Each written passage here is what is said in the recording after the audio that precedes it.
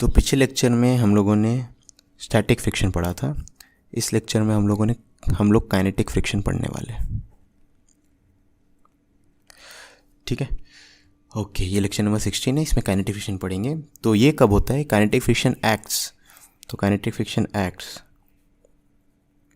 When there is slipping,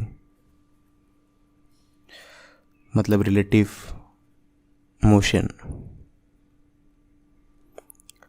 between a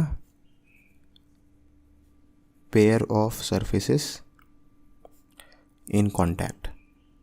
तो जब भी दो सरफेसेस कांटेक्ट में और स्लिप कर रही एक दूसरे पे, तब काइनेटिक फ्रिक्शन लगता है।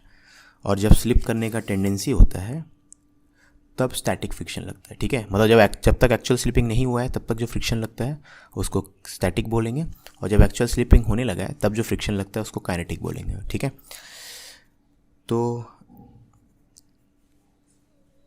adjusts its it adjusts its direction to minimize slipping।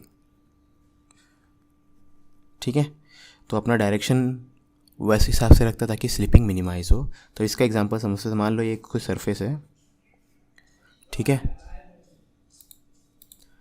तो इसका कोई सी सरफेस का टॉप व्यू है, इसके ऊपर एक बॉक्स रखो आप यहाँ पे। ठीक है, अब अगर बॉक्स इस तरफ चल रहा होगा, मान लो इस बॉक्स के ऊपर आप इस तरफ फोर्स लगा रहे हो और ये चल रहा है, तो इसका स्लिपिंग को मिनिमाइज करने के लिए फ्रिक्शन को इस तरफ लगना पड़ेगा।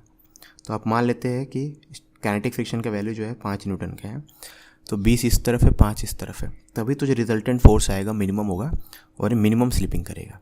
ठीक है, अब 20 इधर रख रहा, 5 उधर रखता, तो यहाँ पे ज़्यादा स्लिपिंग होता ना।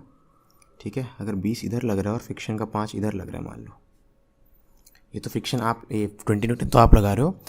काइनेटिक फ्रिक्शन जो होता है वो अपना खाली डायरेक्शन को एडजस्ट कर सकता है, मैग्नीट्यूड उसका फिक्स रहता है। ठीक है, उसका वैल्यू मैं अभी तक बताया नहीं हूँ। मान लो इस पर्टिकुलर एग्जांपल में 5 न्यूटन उसका मैग्नीट्यूड है ना। तो 5 न्यूटन अगर आपके या बाकी जो रिजल्टेंट फोर्स है बॉक्स पे उसके अपोजिट लगेगा, तब ना मिनिमम एक्सेलरेशन से बॉक्स सरफेस पे फिसलेगा। ठीक है, यानी मिनिमम स्लिपिंग रहेगी उस केस में, है ना। और यहाँ पे क्या होगा, मिनिमम स्लिपिंग वाला केस नहीं है। तो मिनिमम स्लिपिंग तभी होगा जब kinetic friction is opposite to बाकी फोर्सेस का जो रिजल्टेंट है उसके अपोजिट रहेगा काइनेटिक फ्रिक्शन, तब स्लिपिंग मिनिमाइज होगी। ठीक है ना, तो एक एग्जांपल है, तो यहाँ पे मिनिमम स्लिपिंग है, स्लिपिंग तो हो रही है लेकिन मिनिमम हो रही है। ठीक है, तो ये मिनिमम स्लिपिंग वाला केस है। यहाँ पे एग्जांपल में क्या है, 5 न्यूटन जो है काइनेटिक फ्रिक्शन है, और बाकी नेट फोर्स जो है फ्रिक्शन के अलावा जो फोर्सेस है उसका रिजल्टेंट जो है 20 न्यूटन है। ठीक है, तो एक एग्जांपल था ना। मैग्नीट्यूड जो हैगा, इसका मैग्नीट्यूड जो होगा कांस्टेंट रहेगा। कांस्टेंट इन द सेंस कि एफ के का वैल्यू जो होगा म्यू के इंटू एन है।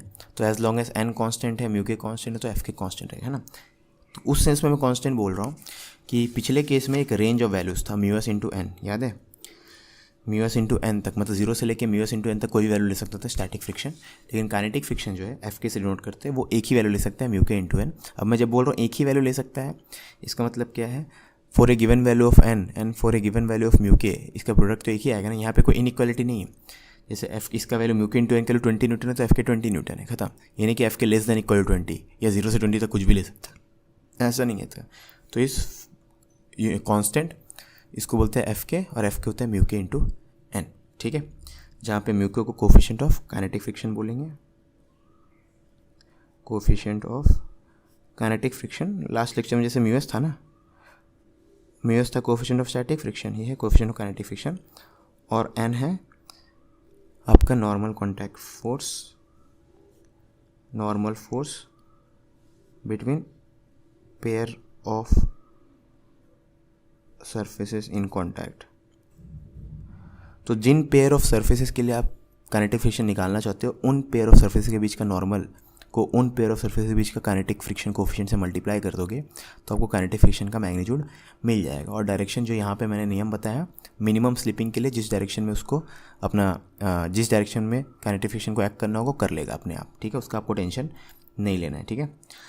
ओके, तो इतना इनफ है आपको ये समझाने के लिए कि काइनेटिक फ्रिक्शन मतलब किसी भी केस में आप काइनेटिक फ्रिक्शन का मैग्नीट्यूड और डायरेक्शन आप निकाल सकते हो, ठीक है ना। अब यहाँ पे एक एग्जांपल मैं लेता हूँ कि एकदम बेसिक एग्जांपल काइनेटिक और स्टैटिक कैसे पहचानना है आपको, ठीक है। तो एक काम करते हैं, हम लोग एक सरफेस लेते हैं,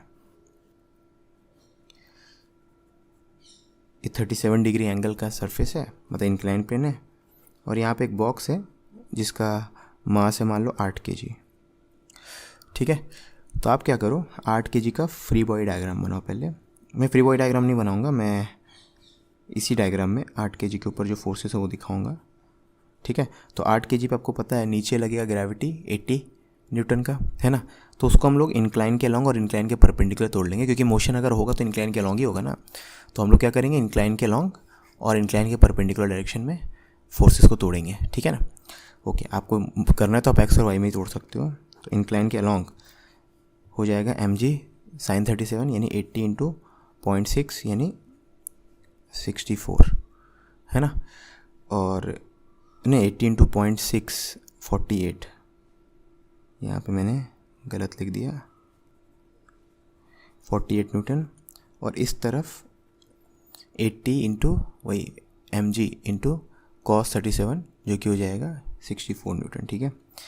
इसके अलावा नॉर्मल, है ना। और ये वाला फोर्स जो है 48 न्यूटन, याद रखना,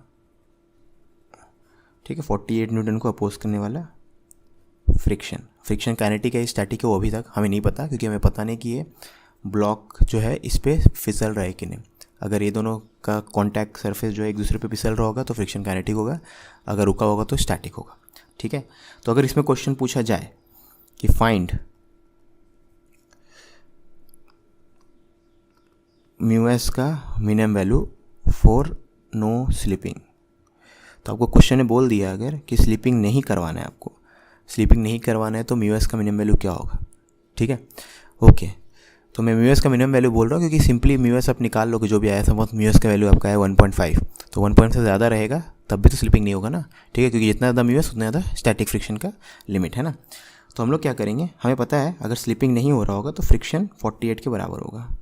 तो नो स्लीपिंग है मतलब पहली बात तो स्टैटिक फ्रिक्शन है और दूसरी बात वो 48 के बराबर होगा, ठीक है, क्योंकि इस डायरेक्शन में तो मोशन नहीं है, स्लीपिंग का टेंडेंसी है तो इसी तरफ है, और स्लीपिंग का टेंडेंसी में ना ही नॉर्मल का कंट्रीब्यूशन है ना ही 64 न्यूटन का, है ना, और परपेंडिकुलर डायरेक्शन में स्लीपिंग के टेंडेंसी स्लीपिंग वाले प्लेन के, है ना।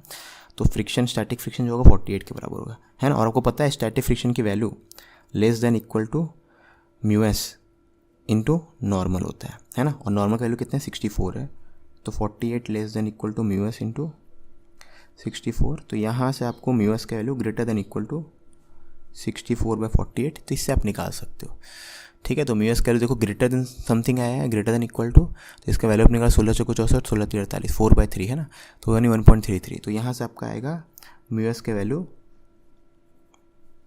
ग्रेटर देन इक्वल टू 4/3 मतलब 1.33। तो इससे आपको पता चल रहा है कि μs का मिनिमम वैल्यू इज़ 1.33, ठीक है। कोई इसका यूनिट तो होता नहीं है, ठीक है। ओके, तो μs का मिनिमम वैल्यू आपको निकल गया, है ना। अब इसी क्वेश्चन में अगर पूछा जाता कि अगर ब्लॉक जो है 2 मीटर पर सेकेंड स्क्वायर के एक्सेलेरेशन से मूव कर रहा है तो फाइंड μk, ठीक है ना। इसी क्वेश्चन में अगर कंटिन्यू किया जाता कि भैया जो ब्लॉक है अगर 2 मीटर पर सेकेंड स्क्वायर से मूव कर रहा है तो फाइंड μk। तो अगर ब्लॉक मूव कर रहा है तो आपको पता है ब्लॉक इस सरफेस के रिस्पेक्ट में इस तरफ स्लिप कर रहा है, तो स्लिपिंग को मिनिमम रखने के लिए फ्रिक्शन किस तरफ लगेगी, उस तरफ लगेगी, क्योंकि ये दोनों फोर्स तो इसको कैंसिल कर, इसको भूल जाओ। रिजल्टेंट फोर्स ब्लॉक पे कौन है फ्रिक्शन के अलावा, 48 न्यूटन डाउन द इंक्लाइन है। तो ब्लॉक जो है स्लिप करेगा डाउन द इंक्लाइन, तो फ्रिक्शन उसको अपोज करने के लिए मिनिमम स्लिपिंग रखने के लिए काइनेटिक फ्रिक्शन ऊपर लगेगा, ठीक है ना। तो उस केस में इसको FK लिखेंगे, है ना, उस केस में इसको FK लिखेंगे, है ना। और FK की वैल्यू अपोजिट लगेगी रिजल्टेंट फोर्स के, है ना। फ्रिक्शन के अलावा जो रिजल्टेंट फोर्स है 48 न्यूटन उसके अपोजिट, तो FK इस तरफ लगेगा, ठीक है। तो एक्सेलरेशन अगर 2 है तो आप क्या लिखोगे, Newton's law net force down the incline हो जाएगा 48 minus F K is equal to mass into acceleration, और एक्सेलरेशन कितना है 2 मीटर पर सेकेंड स्क्वायर है ना। तो यहाँ से एफ के का वैल्यू आपको मिलेगा 16×3 = 48, 16×2 = 32 न्यूटन का, ठीक है। और एफ के पता चल गया आपको, ठीक है। तो आपको पता है एफ के की वैल्यू, म्यू के की वैल्यू क्या हो गया, एफ के डिवाइडेड बाय नॉर्मल, है ना। तो एफ के आपको पता है 32 न्यूटन है, और नॉर्मल कितना था, नॉर्मल था 64 न्यूटन। तो एफ के आपको मिल जाएगा 0.5, ठीक है। एफ के क्या मिल जाएगा आपको 0.5, है ना। तो यहाँ पे मैं इतनी छोटी जगह में सब कर दिया क्योंकि मैं पेज नहीं पलटना चाहता था, ठीक है। फिर से डायग्राम बनाना पड़ता है इसलिए, तो उतना ज़ूम्ड इन है कि आपको समझ में आ जाएगा, है ना। तो याद रखना कि फ्रिक्शन का मैग्नीट्यूड और डायरेक्शन चेंज करता है, और उसका एक ही रूल है, रिलेटिव मोशन को यानी स्लिपिंग को अपोज करना या मिनिमम रखना, ठीक है। अगर वो अपोज मतलब मिनिमम ज़ीरो स्लिपिंग, मतलब स्लिपिंग को एकदम रोक के रखा हुआ है, देयर इज़ नो स्लिपिंग, तब जो फ्रिक्शन लगेगा उसको स्टैटिक बोलेंगे। और जब वो स्लिपिंग रोक नहीं पाया है तो उसको कम से कम रखना चाहेगा, तब जो फ्रिक्शन लगता है उसको काइनेटिक बोलेंगे। तो जो एक्चुअल स्लिपिंग हो तब काइनेटिक लगेगा, जिसका वैल्यू एडजस्ट नहीं हो सकता, मैग्नीट्यूड म्यू के इंटू एन होता है डायरेक्टली, ठीक है ना। अगर एन एडजस्ट हो जाएगा तब म्यू के इंटू एन भी एडजस्ट हो जाएगा, लेकिन यूजुअली एन अधिकतर केसेस में कांस्टेंट रहता है, ठीक है। ओके, तो आई होप आपको ये फ्रिक्शन वाला पार्ट जो है समझ में आ गया होगा, ठीक है। ओके, अब मिलते हैं नेक्स्ट लेक्चर में। आप कुछ भूल रहे हो। ईमानदारी से बताना, करना है नहीं करना, करना है तो करो ना भाई, क्यों नहीं कर रहे।